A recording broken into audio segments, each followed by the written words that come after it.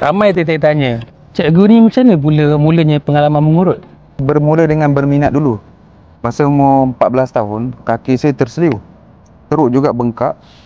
Lepas tu bapak saya dibawa saya pergi rumah satu tukang urut lah masa tu. Jadi bila saya pergi rumah tukang urut tu, rupanya ada ramai orang. Ramai orang tengah tunggu giliran untuk mengurut. Masa tu saya macam terinspirasi, ush, bagus ni awak ni boleh tolong ramai orang. Jadi saya berniat, alangkah baiknya kalau aku dapat jadi tukang urut macam awak ni. Lepas awak tu urut kaki saya better lah. Jalan daripada yang teruk tu dia boleh jalan, boleh bernapak. Daripada situlah saya start untuk berminat, kemudian saya belajar lah. Tapi bermula saya belajar umur 18. Saya mula jumpa kawan saya yang pandai dalam bidang urut, cuma dia pandai sikit-sikit je.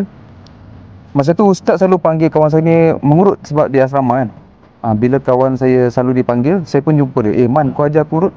Alhamdulillah dia nak ajar. So urutan pertama saya belajar lah urutan kupu-kupu. Di tepi tulang belakang kita pusing. Ringkaskan cerita, semasa saya gairah belajar, saya bacalah buku, saya tengok video sampai satu tahap Allah uji dengan bapak saya sakit. Dia nak angkat tangan separuh je tak boleh angkat full.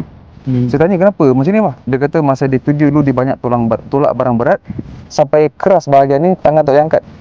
Saya pun cek bahagian belikat dia, ada benda yang block. Saya gunakan knowledge yang saya ada untuk lembutkan.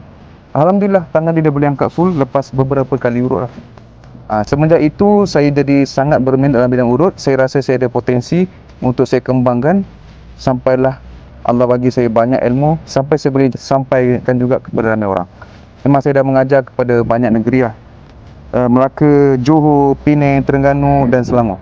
Dan sekarang saya banyak berkongsi ilmu secara online.